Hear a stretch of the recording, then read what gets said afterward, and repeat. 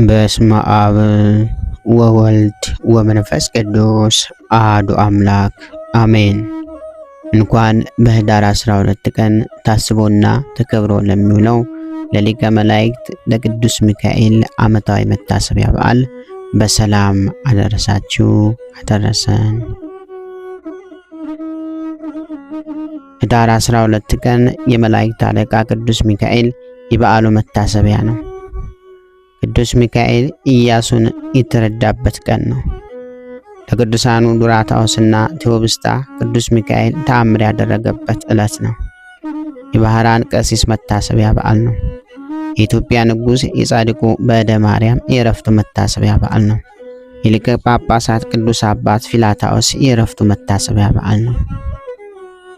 ቅዱስ ሚካኤል ሊቀ መላእክት ኅዳር 12 በዚች ቀን ለሰው ወገን የሚያዝንና የሚራራ በእግዚአብሔር ጌትነት ዙፋን ፊት ሁልጊዜ በመቆም ለፍጥረቱ ሁሉ የሚማልድ የመላእክት አለቃ በሰማይም ለሚኖሩ ኃይሎች ሁሉ አለቃቸው ለሆነ ለቅዱስ ሚካኤል የበዓሉ መታሰቢያ ነው። ኢያሱ ወልደ ነዌ። ዳግመኛ በዚች ዕለት ቅዱስ ሚካኤል ኢያሱን የተረዳበት ቀን ነው። ይህም ንጉሥ በጭፍራ አምሳል በታላቅ ክብር ሆኖ የነዌ ልጅ ኢያሱ ያየውና ከእኛ ሰዎች ወገን ነህን ወይስ ከጠላቶቻችሁ ወገን ነህ አለው። እኔስ የእግዚአብሔር ሰራዊት አለቃ ነኝ፣ አሁንም ወደ አንተ መጥቻለሁ አለው። ኢያሱም ወደ ምድር በግንባሩ ተደፍቶ ሰገደለትና በእኔ በባሪያህ ዘንድ ምን አቁሞሃል አለው። እግዚአብሔርም የሰራዊት አለቃ ቅዱስ ሚካኤል ኢያሱን የቆምክባት ምድር የከበረች ቦታ ናትና ጫማህን ከእግርህ አውልቅ አለው። ኢያሱም እንዳለው አደረገ። እግዚአብሔርም ኢያሱን እንዲህ አለው፣ በውስጡ ያሉ ንጉሷን ከኃያላኑና ከአርበኞች ጋር በእጃቸው ኢያሪኮን እንሆ አስገባታለሁ። ይህም የከበረ መልአክ ከቅዱሳን ሰማዕታት ጋር በመሆን ዕድላቸውን እስከሚፈጽሙ የሚያጸናቸውና የሚያስታግሳቸው ነው አለው። ስለዚህም ስለ ልዕልናውና ስለ አማላጅነቱ በየወሩ በ12 ቀን ለመታሰቢያው በዓል ተሰራለት። እርሱ ስለ እኛ የምድሩን ፍሬ ባረክልን ዘንድ ዝናሙንም በጊዜው እንዲያወርድልን፣ የወንዙንም ውሃ እንዲሞላልን፣ ነፋሱንም የምህረት ነፋስ እንዳደርግልን፣ ሁሉንም የተስተካከለ እንዳደርግልን ወደ እግዚአብሔር በጸሎት ይማልድልናልና። ቅዱሳን ዱራታዎስና ቴዎብስታ። ቅዱሳኑ ዱራታዎስና ቴዎብስታ ቅዱስ ሚካኤል ወዳጆች ናቸውና በዚህች ዕለት ይታሰባሉ። እንዲህም ሆነ፣ እግዚአብሔር ወዳጅ የሆነ ስሙ ዱራታዎስ የሚባል አንድ ሰው ነበረ። የሚስቱም ስም ቴዎብስታ ነው። እነርሱም ሁልጊዜ ያለማቋረጥ የዚህን የከበረ መልአክ የቅዱስ ሚካኤልን የበዓሉን መታሰቢያ ያደርጉ ነበር። ከዚህም በኋላ በሀገር ውስጥ ችግር በሆነ ጊዜ ገንዘባቸው አለቀ። ለዚህም የመላእክት አለቃ ለቅዱስ ሚካኤል ለበዓሉ መታሰቢያ የሚያደርጉበት አጡ። ዱራታዎስም ሽጦ ለበዓሉ መታሰቢያ ያደርገው ዘንድ የእርሱን ልብስና የሚስቱን ልብስ ይዞ ወጥቶ ሄደ። የመላእክት አለቃ ቅዱስ ሚካኤልም በታላቅ መኮንን አምሳል ለዱራታዎስ ተገለጠለት። ወደ ባለ በጎች ሂዶ በእርሱ ዋስትና በአንድ ደናር አንድ በግ እንዲወስድ፣ ሁለተኛም ወደ አሳ አጥማጅ ሄዶ አሳ እንዲወስድ፣ ግን መልአኩ ወደ ቤቱ ሳይደርስ የአሳውን ሆድ እንዳይቀድ ወደ ባለስንዴውም እንዲሄድና የሚሻውን እንዲሁ በእርሱ ዋስትና እንዲወስድ አዘዘው። ዱራታዎስም ቅዱስ ሚካኤል እንዳዘዘው አደረገ። ወደ ቤቱም በተመለሰ ጊዜ በረከቱን ሁሉ ቤቱ ተሞልቶ አገኘው። እጅግም አደነቀ። የዚህንም የከበረ መልአክ የበዓሉን መታሰቢያ እንዳስለመደ አደረገ። የተራቡ ድሆችንም ሁሉንም ጠርቶ መገባቸውና ወደ የቤታቸው አሰናበታቸው። ከዚህም በኋላ ለዱራታዎስና ለሚስቱ ቅዱስ ሚካኤል ሁለተኛ ተገለጠላቸው። ዱራታዎስንም የአሳውንም ሆድ እንዲሰነጥቅ አዘዘው። በሰነጠቀውም ጊዜ 300 የወርቅ ዲናር በአሳው ሆድ ውስጥ ተገኘ። ቅዱስ ሚካኤልም ዱራታዎስንና ቴዎብስታን እንዲህ አላቸው፣ ከዚህ ዲናር ወስዳችሁ ለባለ በጉ ለባለ አሳውና ለባለ ስንዴው ዕዳችሁን ክፈሉ። የቀረውን ደግሞ ለፍላጎታችሁ ይሁናችሁ። እግዚአብሔር አስቧችኋልና በጎ ስራችሁንም መሥዋዕታችሁንና ምጽዋታችሁንም አስቦ በዚህ ዓለም አሰመረላችሁ። በኋለኛውም መንግሥተ ሰማያትን አዘጋጅቶላችኋል አላቸው። እነርሱም ይህንን ሲሰሙ ስለዚህ ነገር ደነገጡ። እርሱም ከመከራችሁ ሁሉ ያዳንኳችሁ የመላእክት አለቃ እኔ ሚካኤል ነኝ። መሥዋዕታችሁንና ምጽዋታችሁን ወደ እግዚአብሔር ፊት ያሳረኩኝ እኔ ነኝ። አሁንም በዚህ ዓለም ከበጎ ነገር እንድታጡ አላደርጋችሁም አላቸው። ይህንንም ብሎ ወደ ሰማያት ወጣ። እነርሱም ሰገዱለት። ታምራቱም የማይቆጠር ብዙ ነበር። ቅዱስ ባህራን ቀሲስ። ዳግመኛ በዚህች ዕለት የባህራን ቀሲስ መታሰቢያ በዓል ነው። የዚህ የከበረ የመላእክት አለቃ ቅዱስ ሚካኤል ተአምራቱ ብዙዎች ናቸው። ከእነርሱም አንዱ ይህ ነው። እግዚአብሔርን የሚፈራ አንድ ሰው ነበረ። እርሱም የከበረ ቅዱስ ሚካኤልን የበዓሉን መታሰቢያ በየወሩ በ12ኛ ቀን ይልቁንም በሰኔና በኅዳር ወር አብልጦ ያከብር ነበር። በጎረቤቱም ርኅራኄ የሌለው አንድ ባለጠጋ ሰው ነበረ።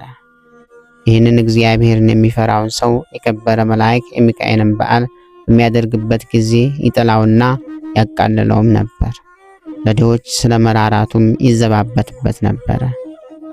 የሕይወቱ ዘመንም ተፈጽሞ የሚሞትበትና ከዚህ ከኃላፊው ዓለም ድካምም የሚያርፍበት ጊዜ ሲቀርብ የክቡር መልአክ ቅዱስ ሚካኤል የበዓሉን መታሰቢያ ታደርግ ዘንድ ምጽዋት ሰጭም ትሆን ዘንድ ሚስቱን አዘዛት። ከዚህም በኋላ አረፈና ገንዘው ቀበሩት። ሚስቱም ጸንሳ ነበረች። የመውለጃ ጊዜም ደርሶ ምጥ ያዛት። በታላቅ ጭንቀት ውስጥ ሳለችም እንዲህ ብላ ጸለየች። እግዚአብሔር መልአኩ ሆይ ራራልኝ፣ በእርሱ ዘንድ ባለሟልነት አለህና በእግዚአብሔር ዘንድ ስለ እኔ ለምንልኝ አለችው። ይህንንም ባለች ጊዜ በቤቷ ውስጥ ብርሃን በራ፣ ከችግርም ዳነች። መልኩ ውብ የሆነ ወንድ ልጅንም ወለደች። የእግዚአብሔር መልእክተኛ ቅዱስ ሚካኤልም ከሰማይ ወርዶ ሕፃኑን እንዲህ ብሎ ባረከው። ርኅራኄ የሌለውን የዚህም ባለጠጋ ገንዘብና ሀብት ጥሪቱን ሁሉ ይህን ሕፃን እንዲወርስ እግዚአብሔር አዟል አለ። ባለጸጋውም በቤቱ በአልጋው ላይ ሳለ ጌታ ጆሮውን ከፍቶለት ይህንን ነገር ከመልአኩ ሰማ። ይህንንም በሰማ ጊዜ ታላቅ ሐዘን ደረሰበት። ሕፃኑንም የሚገድልበት ምክንያት ይፈልግ ጀመረ። ነገር ግን ክብር ይግባውና ጌታችን መድኃኒታችን ኢየሱስ ክርስቶስ ይጠብቀው ነበር።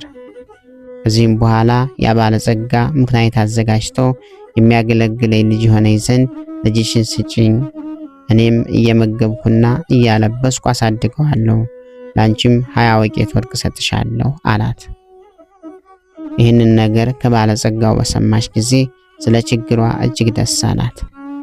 ልጇንም ሰጠችው። እርሱም 20 ወቄት ወርቅ ሰጣት።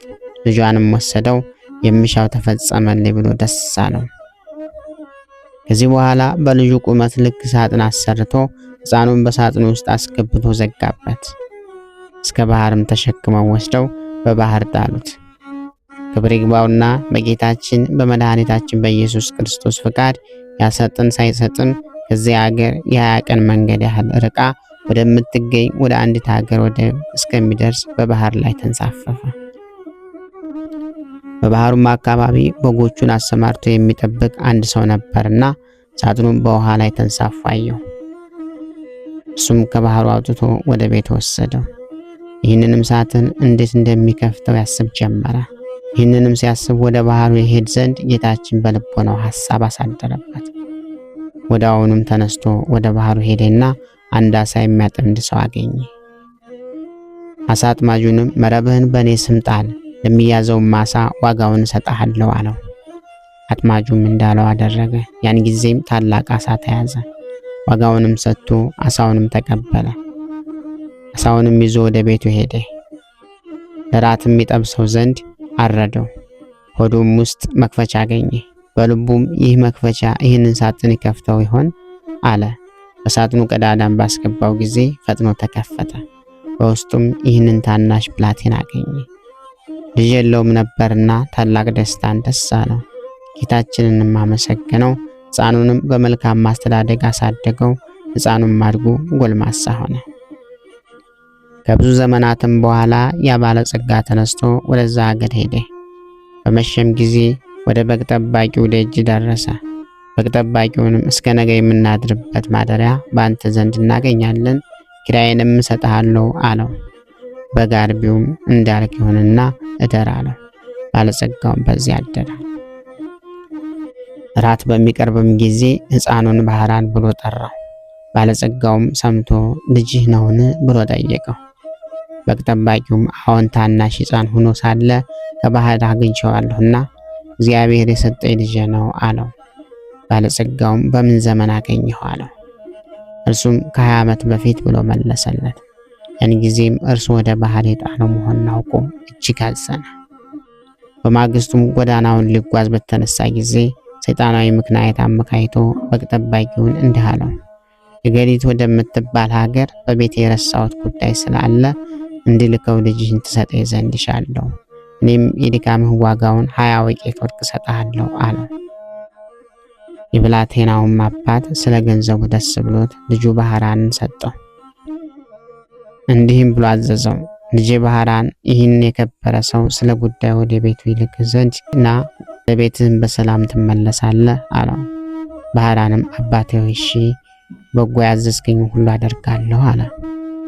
ያን ጊዜም ባለጸጋው ወደ መጋቢው እንዲህ ብሎ ደብዳቤ ጻፈ። እሺን ደብዳቤ በምታነብባት ጊዜ ደብዳቤውን ይዞ የመጣውን ገድለህ በጉድጓድ ውስጥ ጣለው፣ ማንም አይወቅ አለው። በመካከላቸውም የሚተዋወቁበትን ምልክት ጽፎ አሸጋት። ለባህራንም ሰጠው። ለመንገዱም የሚሆነውን ስንቅ ሰጠው። ባህራንም ተነስቶ ጉዞውን ጀመረ። ሲጓዝም ሰንብቶ የ1 ቀን ጉዞ ሲቀረው እነሆ የመላእክት አለቃ ቅዱስ ሚካኤል የከበረ መላእክት ቅዱስ ሚካኤል በንጉሥ ጭፍራ አምሳል በነጭ ፈረስ ላይ ተቀምጦ አንተ ጎልማሳ የያዝከው ምንድን ነው አለው። ወደ ኤገላ አገር ወደ ቤቱ ለማድረስ ከአንድ ባለጸጋ የተጻፈች መልእክት ናት አለው። ያችን ደብዳቤ አሳየኝ አለው።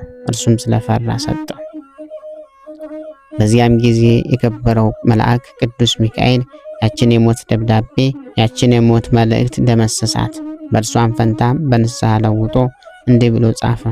ይህችን ደብዳቤ ይዞ ለመጣ ባህራን ለሚባል ሰው ይህች ደብዳቤ ደርሳ በምትነበብበት ጊዜ ልጄ ገሊትን አጋቡት፣ በውስጥና በውጭ ያለ ንብረቴንም ጥሪቴንም ወንዶችና ሴቶች ባሮችንም ጠቅላላ ንብረቴንም አውርሼዋለሁና የፈለገውንም ሊያደርግ ስልጣን ሰጥቼዋለሁና እኔን አትጠብቁኝ የሚል ነበር።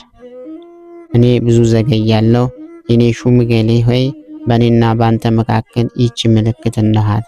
ከዚህ በኋላ አሽጎ ለባህራን ሰጠውና ወደ ባለጸጋው ቤት ሄደህ ይህችን ደብዳቤ ለሹሙ ስጠው፣ በጎዳናም እኔ እንድትገናኘው አትንገረው፣ እንዳይገድልህም ይህንን የሞት ደብዳቤ ለውጬልሃለሁና አለው።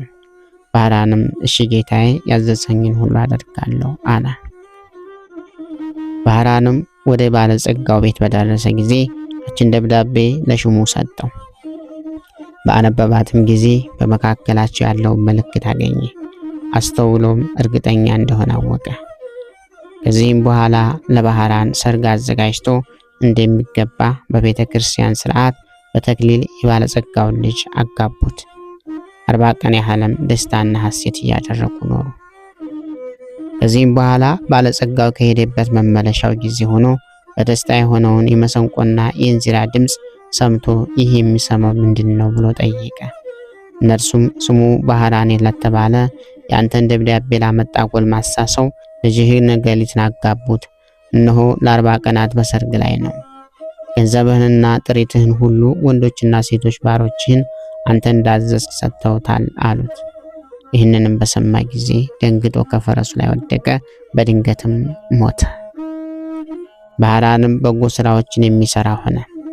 ተገለጸለትና ከመገደል አዳነው። የመላእክት አለቃ የከበረ መልአክ ቅዱስ ሚካኤል እንደሆነ ሊገድለው የሚሻውን የባለጸጋውን ጥሪት ሁሉ ያወረሰውም እርሱ እንደሆነ ተረዳ። የዚህንም የከበረ መላእክት የመላእክት አለቃ ቅዱስ ሚካኤል መታሰቢያ በየወሩ ያደርግ ጀመረ። ቤተክርስቲያንም ሰራለት። ቅዱስ ሚካኤልም ስዕሉን ማስኖ በቤተክርስቲያን ውስጥ አደረገው። ከእርሱም ብዙዎች ድንቆች ተአምራቶች ተገለጡ። ባህራንም ቅስና ተሹሞ እስከ ዕለተ ሞቱ በዚች ቤተክርስቲያን ውስጥ የሚያገለግል ሆኖ ኖረ። በዚህም በከበረ የመላእክት አለቃ ሚካኤል አማላጅነት ከእናቱና ከአባቱ ከልጆቹም ጋራ የዘላለም ሕይወትን ወረሰ።